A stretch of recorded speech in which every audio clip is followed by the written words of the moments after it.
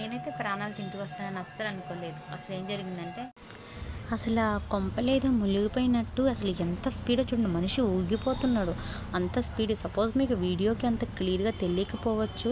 So నేను లోపల ఉండి చాలా భయపడిపోయానమాట. అంత స్పీడ్గా మనిషి కూడా డ్రింక్లో ఉన్నారు.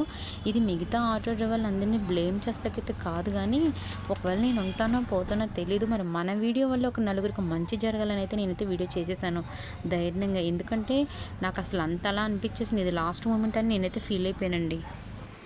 చాలా అంటే చాలా భయమేసేసింది అసల. నేనైతే ఇంటికొస్తానని అస్సలు అనుకోలేదు.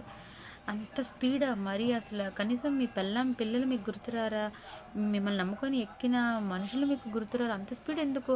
ఒక్కసారి మనమే కరెక్ట్‌గా వెళ్ళినా గూడా వచ్చే ఆపోజిట్ పర్సన్ సరిగ్గా రాకపోతే కూడా యాక్సిడెంట్లు జరుగుతాయి. మనమే యాక్సిడెంట్ చేయక్కర్లేదు.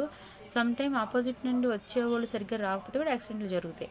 మీరింత స్పీడ్‌గా వెళ్తే వచ్చేవోళ్ళు సపోజ్ మీకంటే స్పీడ్‌గా వచ్చుంటే అప్పుడు ఈ 2 బళ్ళు గుద్దుకుంటే ఎంత పెద్ద యాక్సిడెంట్లు జరుగుతాయి. ప్రాణాలతో చెలగాటమే కదా! మెల్లిగా వెళ్ళొచ్చు కదా! ఎందుకంత స్పీడు? చాలా తప్పండి. ప్లీజ్ స్లోగా వెళ్ళండి.